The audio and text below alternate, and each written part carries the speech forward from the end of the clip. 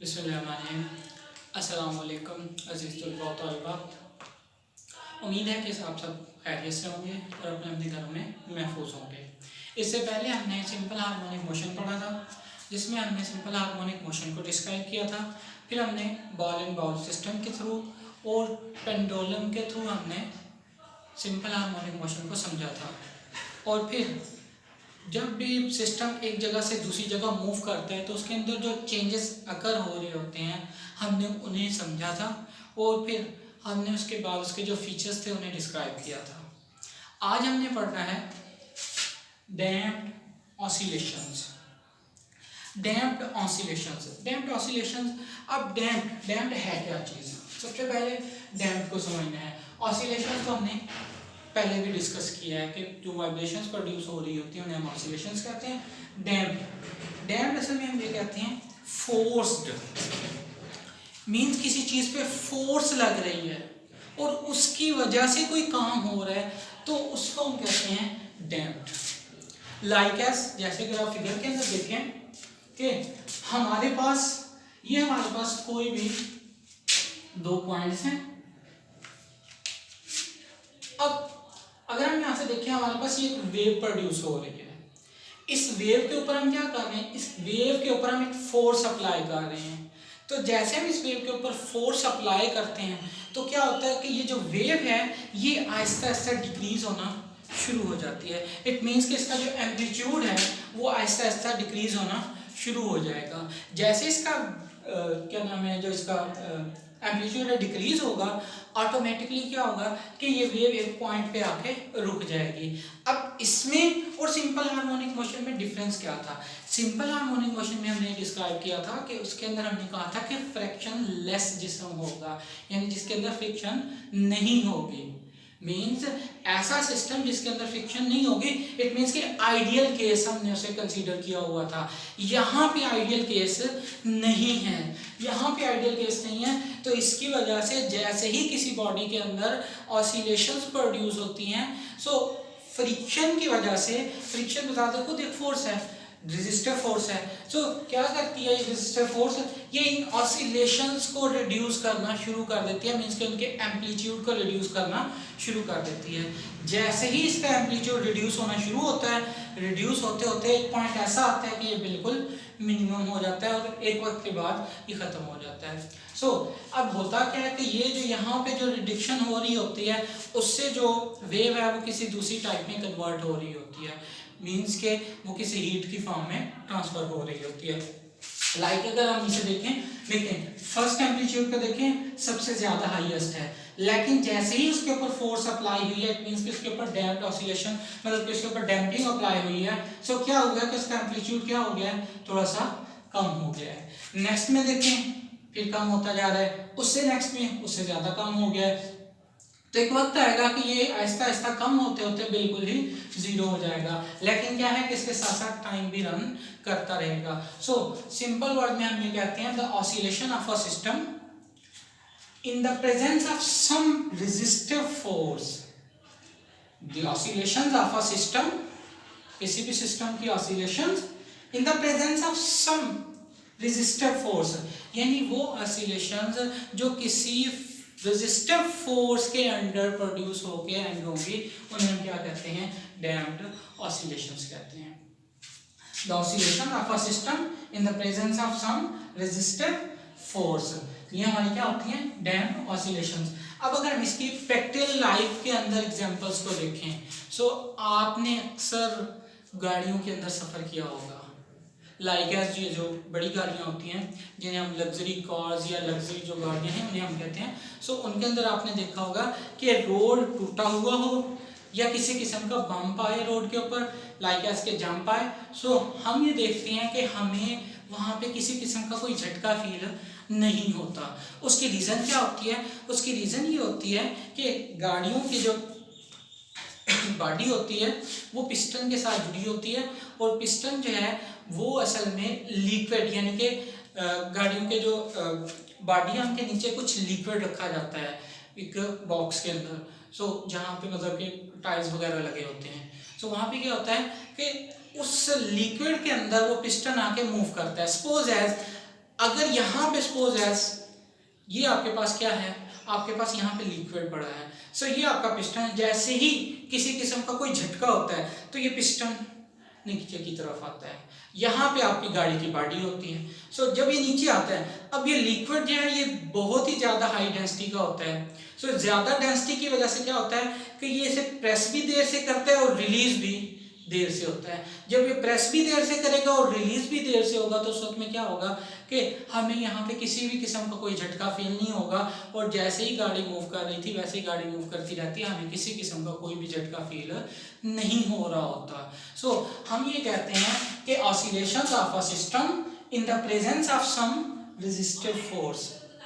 Oscillations of a system, किसी भी system की oscillation in the presence of some resistive force, किसी resistive force की मौजूदगी में अगर वो प्रोड्यूस होती हैं, सो उन्हें हम क्या कहते हैं, डैम्प्ड ऑसिलेशंस। और ये टाइम के साथ साथ मिनिमाइज होती चली जाती हैं, इनका एम्पलीट्यूड डिक्रीज होता चला जाता है, और जैसे जैसे इनका एम्पलीट्यूड डिक्रीज होता चला जाएगा एक वक्त आएगा कि ये बिल्कुल ही खत्म हो जाएंगी। So next one is wave motion. Wave motion, अब वेव मोशन को डिस्क्राइब करने से पहले हम कुछ एक्टिविटीज को देख लेते हैं। मीन्स हमारे पास एक बॉक्स है, उस बॉक्स के अंदर पानी रखा हुआ है हमने, और साथ में हमने क्या किया हुआ है, उसके अंदर हमने कॉर्क रखा हुआ है। साथ में हमने क्या रखा हुआ है, एक कॉर्क को रखा हुआ है। अब हम क्या करते हैं कि एक पेंसिल लेते हैं जिसकी हमने नोक बनाई हुई है, हम उसे पानी के अंदर ऐसे डिप करते हैं, हम उसे पानी के अंदर ऐसे डिप करते हैं। जैसे ही हम डिप करेंगे तो क्या होगा कि आप देखेंगे कि यहाँ पे डिस्टर्बेंस प्रोड्यूस होना शुरू हो गई है। यहाँ पे क्या प्रोड्यूस होना शुरू हो गई है, डिस्टर्बेंस प्रोड्यूस होना शुरू हो गई है। सो यहाँ पे जैसे जैसे डिस्टर्बेंस प्रोड्यूस होगी, आप देखते हैं कि जैसे ही आप पानी के अंदर पत्थर को भी फेंकते हैं, सो कहीं पे पानी की जो सतह है वो ऊपर आ जाती है और कहीं पे नीचे चली जाती है। मीन्स कि उसके अंदर डिस्टर्बेंस प्रोड्यूस होना शुरू हो जाती है, वो एक कॉर्नर से दूसरे कॉर्नर पे चलना शुरू हो जाती है। लाइक एज दिस, कि यहाँ पे हमने डिप किया है तो ये ऊपर नीचे ऊपर नीचे ऊपर नीचे ऊपर नीचे ऊपर नीचे होके एक कॉर्नर से दूसरे कॉर्नर पे मूव होना शुरू हो जाएंगे। अब यहाँ पे हमने कार को रखा है, तो हम ये देखते हैं कि इस कार के अंदर क्या होता है, तो ये कार के अंदर मोशन आ जाती है कि ये वेव्स आगे मूव करती चली जाती हैं, लेकिन ये कार्क अपनी जगह पे ऊपर नीचे मूव करता चला जाता है। जैसे कि हम डिफाइन कर रहे हैं कि जैसे ही हम यहाँ पे डिप करेंगे एक सतह ऊपर चली जाएगी और एक नीचे आ जाएगी। तो जब जहाँ पे ये कार्क है, अगर वहां पे ऊपर वाली सतह आ रही है तो ये कार्क नॉर्मल लेवल से थोड़ा सा ऊपर हो जाएगा, और जैसे ही यहाँ पे निचली सतह आएगी तो ये उस कार्क के थ्रू नीचे चला जाएगा। तो हम ये देख रहे हैं कि हम जब भी पानी के अंदर डिस्टर्बेंस प्रोड्यूस करते हैं तो डिस्टर्बेंस की वजह से दो तरह की लेयर्स बनती हैं, एक अपर लेयर और एक लोअर लेयर। सेम एज हम देखते हैं कि हमारे पास एक स्पोर्ट है, उसके साथ हमने रस्सी को बांधा हुआ है और उसके ऊपर हमने एक पॉइंट P को रखा हुआ है। मीन्स कि हमने कोई पॉइंट P लगाया हुआ है, ब्लैक कलर में आप कर ले कुछ भी है। सो ये आपके पास पॉइंट P है। अब आप क्या करते हैं कि रस्सी को ऐसे पकड़ के ऐसे झटका देते हैं ऊपर नीचे। तो अब क्या होता है कि झटका देने से फर्स्ट टाइम क्या होगा कि ये रस्सी का जो ऊपर वाला, जैसे यहाँ पे अपर लेयर थी, यहाँ पे भी एक अपर लेयर बन जाएगी, यहाँ पे भी क्या बनेगी, एक अपर लेयर बन जाएगी। सो अपर लेयर बनने की वजह से अगर आप देखें ये अपर लेयर आगे की तरफ मूव करेगी, क्योंकि आप इसे ऐसे मूव कर रहे हैं।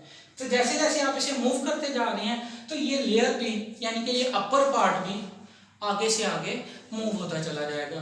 तो अगर आप यहाँ पे देखें, ये अपर पार्ट जब यहाँ पे आएगा तो आप देखें आपका जो पॉइंट P था वो अपर साइड पे चला गया, मीन्स के ऊपर चला गया है।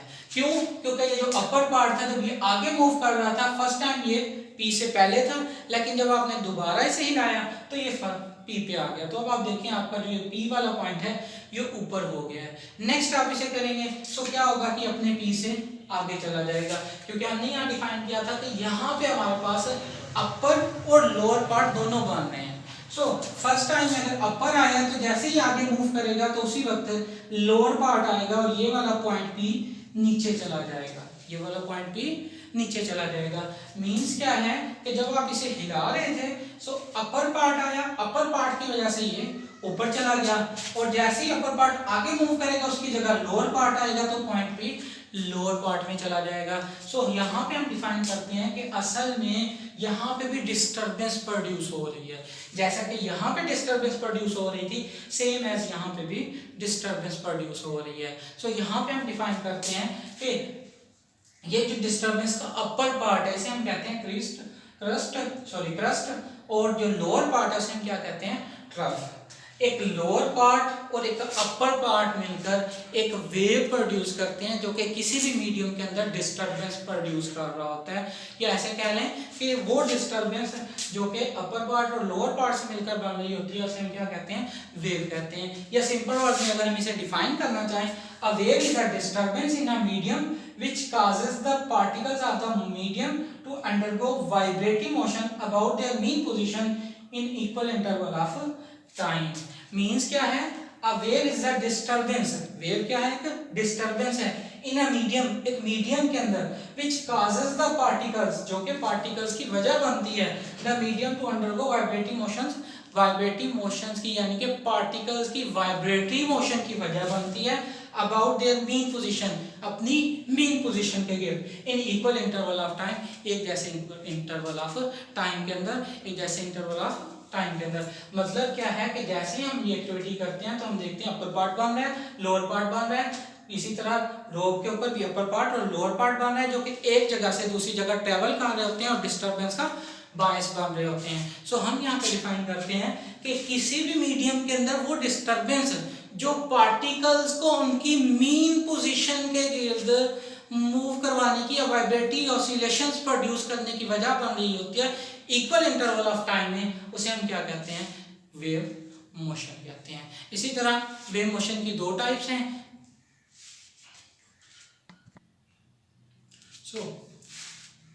वेव मोशन की दो टाइप्स हैं। First one is mechanical waves, second one is electromagnetic waves. Mechanical waves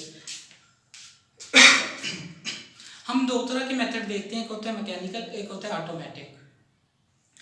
मतलब हम कंसेप्ट के लिए कहना चाह रहे हैं कि मैकेनिकल और ऑटोमेटिक। अब मैकेनिकल में क्या होता है, जो कि मतलब किसी मतलब वो काम जो खुद से किया जाए या किसी की मदद से किया जाए, सो वो हमारे पास क्या होता है, मैकेनिकल वर्क होता है। ऑटोमेटिक क्या होता है, जो किसी की मदद के बगैर किया जाए। सेम एज हम कंसेप्ट यूज करते हैं मैकेनिकल वेव्स, जैसे हमने कहा कि किसी की मदद से किया जाए, तो सिंपल वर्ड में हम कहते हैं कि मैकेनिकल वेव्स ऐसी वेव्स जिनके लिए किसी मीडियम की जरूरत होती है, like as the waves which required any medium for propagation, यानी वो वेव्स जिनको एक जगह से दूसरी जगह ट्रेवल करवाने के लिए, एक जगह से दूसरी जगह ट्रेवल करवाने के लिए किसी मीडियम की जरूरत पड़ती है। तो इस किस्म की जो वेव्स हैं उन्हें हम क्या कहते हैं, mechanical waves, like as sound waves and water waves, like as sound waves and water waves. Second one is electromagnetic waves. Electromagnetic waves देखें, मैकेनिकल वेव में मीडियम की जरूरत है, तो उसका जो नेक्स्ट होगा जाहिर सी बात है उसमें फिर मीडियम की जरूरत नहीं होगी। तो सेकंड वन में हम कहते हैं इलेक्ट्रोमैग्नेटिक वेव्स ऐसी वेव्स जिनके लिए किसी मीडियम की जरूरत नहीं होती। The waves which do not require